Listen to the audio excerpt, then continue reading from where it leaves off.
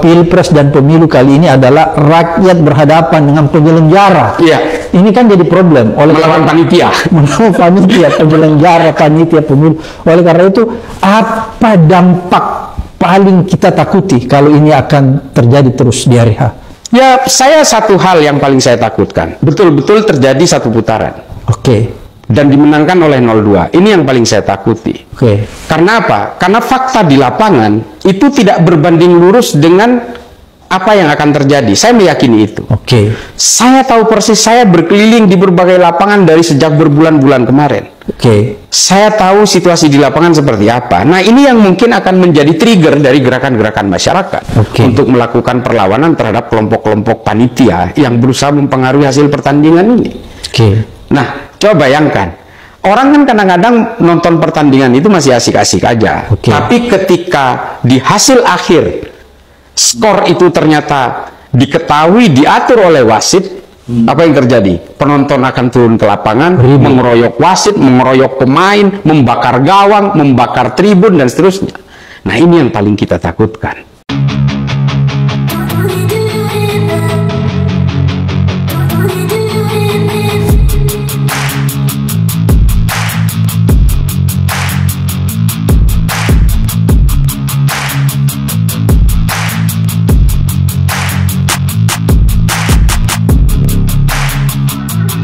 Dan itu yang menurut prediksi Cak Islah akan terjadi kalau paslon nomor 2 menang satu putaran. Ya, saya terus terang bukan berarti ingin menafikan dari hasil pemilu nanti. Tapi apa yang saya lihat di lapangan setelah berbulan-bulan dari desa ke desa, dari dusun ke dusun, dari pintu ke pintu. Sepertinya kalau satu putaran ini berbanding terbalik dengan apa yang terjadi di lapangan. Oh, berbanding ya. Berarti nggak mungkin ya? Menurut saya nggak mungkin. Menurut saya nggak mungkin. Tapi kita berandai, misalnya dipaksakan, karena tadi ini gambaran Cak Islah sampaikan ke saya, yang di lapangan ini kan aparatnya masif nih turun, mempengaruhi. Kalau saja kita berandai-andai nih, itu berhasil dan memenangkan paslon 2, apakah reformasi jilid 2 akan terjadi? Ya, kalau bicara prediksi, saya tidak bisa memprediksi. Tapi kalau saya berharap, saya berharap. Oh, Cak Islah berharap akan terjadi reformasi karena itu akan mengoreksi. Ya, kalau tidak trajektori bangsa ini ke depan akan makin hancur-hancuran. Ketika demokrasi sudah dibuntungi, cita-cita reformasi sudah mulai dicederai, menurut saya kultur politik kita akan terus berubah ke depan ini dan akhirnya meritokrasi bagi seluruh rakyat Indonesia ini akan terbunuh dengan sendirinya.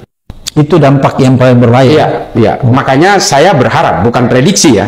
Kalau prediksi, wah saya nanti disangkain sakti gitu. Tapi anggap peramal. Iya, saya berharap ada reformasi. Dan reformasi yang kita harapkan adalah reformasi seperti 98. Iya, mengembalikan demokrasi kepada hitohnya. Iya, kepada kelahirannya. Iya, karena kan kalau kita lihat reformasi 98 itu kan mengoreksi 3 hal. Iya. Korupsi, kolusi, dan nepotisme. Dan ketiga ini sekarang dilanggengkan, diulangi. Dan dilanggar semua.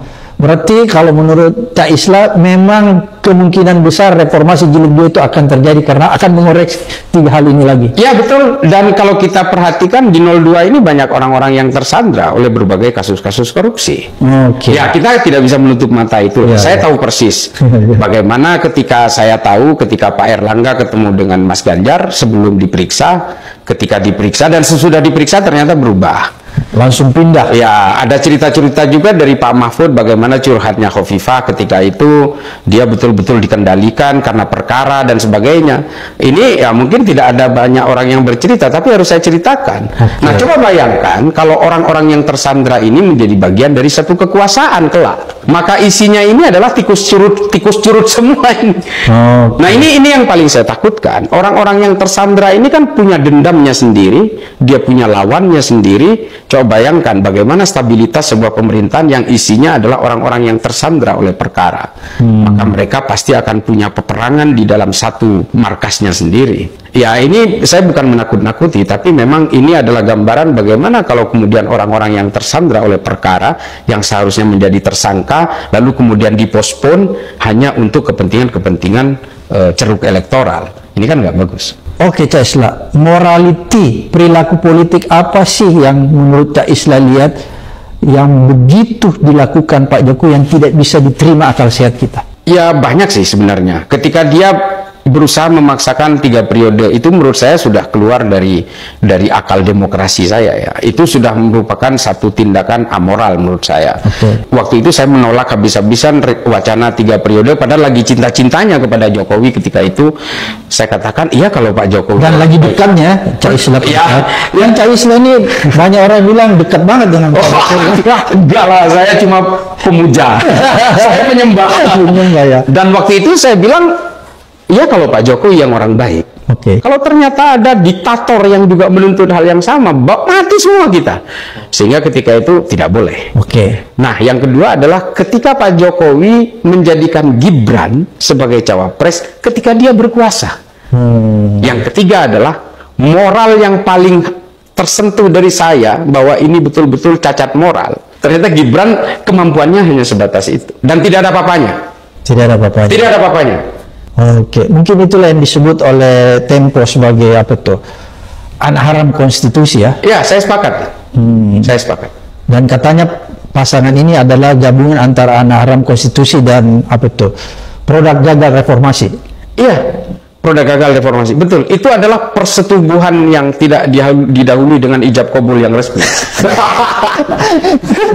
Jadi kalau menurut Cak Isla ini sangat berbahaya memang kalau perkawinan ini yang akan memenangkan. Produk gagal reformasi dan anak haram konstitusi. Ya, kalau melihat dari masifnya bagaimana Jokowi menggerakkan semua instrumen negara, aparatur negara, dia bisa memanipulasi konstitusi, dan bagaimana Jokowi dengan jumawanya mengatakan saya boleh berpihak, saya boleh berkampanye dan seterusnya. Ini kan sikap-sikap jumawa. Bisa saja menang 02 ini. Tapi percayalah, mungkin kemenangan itu hanya di bumi. Langit belum tentu berkehendak. Langit tidak berkehendak, tapi di bumi. Oleh karena itu, Cak Isla ini besok orang sudah memilih nih.